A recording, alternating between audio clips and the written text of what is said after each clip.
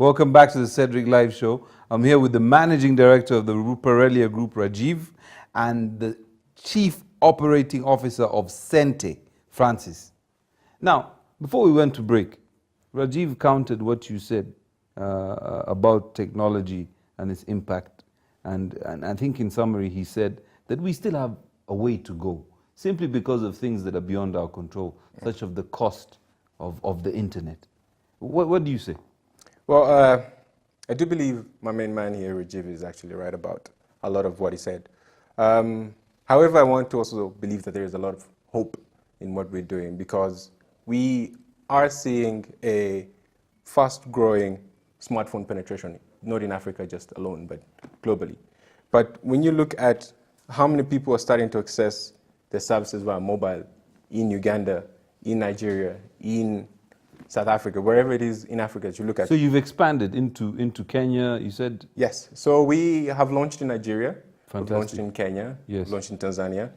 We're launching in South Africa in a few months. So you're actually recognized as a Ugandan business that has grown into these countries? Yes, that's very true. So in Nigeria, you're... It's called a globalization. Yes, it is globalization. Thanks, Rajiv. Yeah.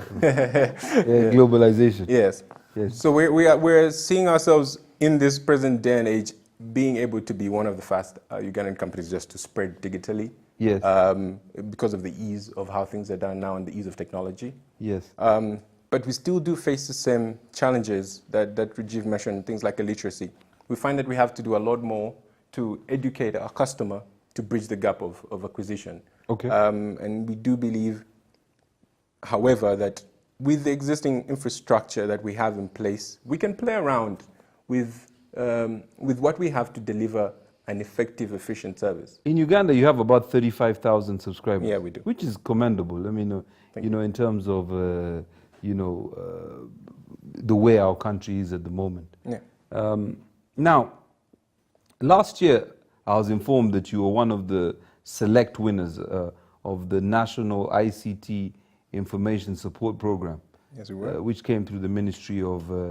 ICT? Thanks, Ministry of ICT and National Guidance. Yes. Well done. And you guys were very successful. And so government has actually helped you to develop as a business. Yeah, the government has actually played a part in helping us achieve our vision. Yes. Because without the biggest spender in any country, there's no sector that will be able to grow. Yes. And with the grants that we were able to receive last year, it's what enabled us to do some of this scale throughout Africa. So therefore exporting our services to other countries, essentially, digitally. And we do understand, and Rajiv mentioned this, infrastructure is a problem, so logistics are a problem. Yes. And we know that the government will keep trying to make those better. But right now what we have, for example, is borders. We want to see how to efficiently deliver a product same day in Uganda without a hassle, but through using, for example, the borders that we have. Yes. And that's right there, technology adopting environment to have, so you guys need to merge with Safe Border or Uber Well, Border. I think you see here, let me just interject. I think my friend here is thinking like an entrepreneur. Yes. Okay? An entrepreneur doesn't complain about what he doesn't have or what challenges are there. Agreed. Yes. He integrates his challenges into the local society. Contextualizes. Yes, and integrates it. Yes. Word integrate is very important. Yes. In Europe, you might have sophisticated means of doing things. Here we have borders. Capitalize on it. True. Exactly. True. Like what the guys Instead of have done fighting is, it, yes. organize it, and utilize Work it. for you. Yeah, like what Safe Border have done, put on a helmet, make it safer, give the ladies a hairnet. Now, Rajiv, coming to you, I know and I've seen recently, your foundation, your family's foundation has recently given 1,000 scholarships through one of your educational institutions. That's just, that's a gift. Yeah, well done. A gift to the young people of this country. Yes. Because people, education is expensive, So thank you very much for that. But what is it about? Yes. Thank you, sir. I think, you see, look, our chairman, and I keep mentioning our chairman, is one of my biggest mentors, probably my only mentor, one of my biggest, whatever you want to say. But he's always believed the fundamental of growth behind any society is education. Yes. If you can educate your society, but also when you educate them, you must also be prepared on the other end of this yardstick to be able to either absorb them into society. Right. Because now you've given them knowledge, you've given them skills, and you've given them a way of thinking. You need to be able to absorb that into a system. And for us, as a Ruparelia group of companies and Ruparelia Foundation, we believe the more we educate Ugandans, the more we give them, the more we can make Ugandans into a mighty force. Take our knowledge and skills. I personally lived here, I was born here, I've lived here my whole life, besides when I went out to study. And I think we have a huge pool of talent, absolutely massive. I mean, there's 30 million people under 30. Right? So that's, it doesn't get, we're the youngest population in the world. Correct. Yeah. And the fastest growing. Yes. We grow 3.5% per annum. Yes. Less our death rate, which is about 1.5%. Yeah. I think people need to put televisions in their bedrooms because we need to slow down. We can't be having 9 children each. Yeah. I think we need to reduce our population growth. Well, you see, actually, if you go to humanity, that's what most people do in the evenings.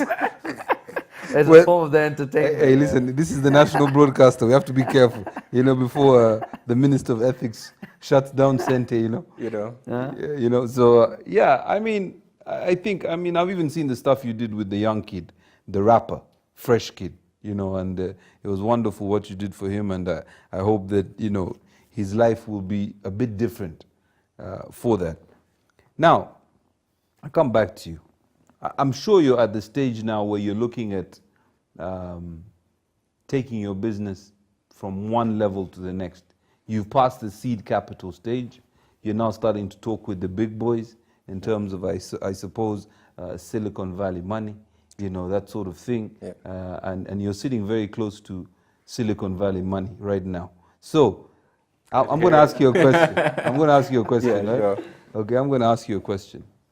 If you had 10 seconds before we go to break, how would you pitch Xente?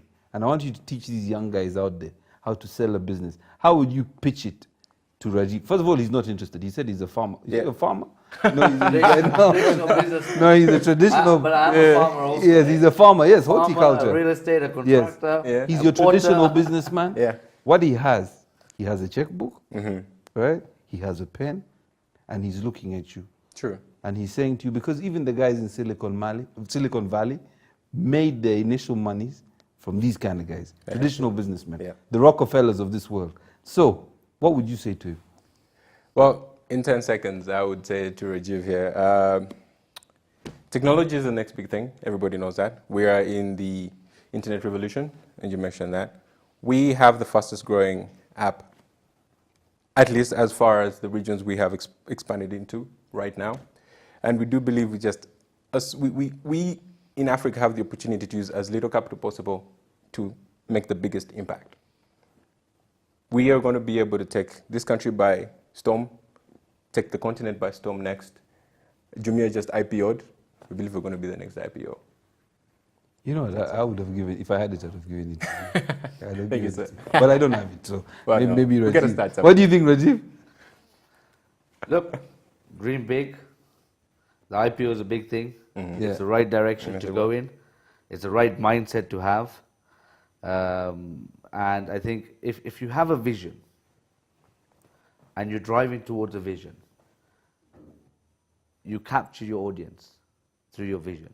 Yes. You capture your investors through your vision. You make them believe. First, and then goes into, I don't know if you watch Dragon's Den, but then you go into the questioning and Yes. interrogation. Yeah. So first you have to, even when you eat food, you must make the food look appealing. True. But before you taste it, you look at it and you say, am I going to eat this food or I'm not going to eat it? If it looks like, I don't know if you had an old lady at boarding school who she used to put the food and slap it. Porridge. plug it on your plate. Wasn't it Already attractive? by the time you sit down, you're full. Yes. Yeah. So it's important and it's great to know. And like I said, I know Uganda is a pool of talent. It's great to see people who have done the whole education system in Uganda have such a vision to have a global phenomena. So you've made a friend at least. I don't know whether he'll sign the check, Oh. but you've made a friend. Buy him dinner. Yeah, you're going to buy him dinner. Well, there you Yes. go. Oh, you can start That's a good there. start, yeah? You know, even over dinner, things Listen, can happen. Chinese say even a journey of 1,000,000 miles Yeah. Just starts with one single dinner. step. No, I a know, journey yeah. of 1,000 miles starts with one Yes, it single does. step. Now, And then you take the journey. Yeah. Rajiv, you and I, of course, we meet outside of this show. And the other day, you told me something. And I want to talk to you about it when we come back from the break.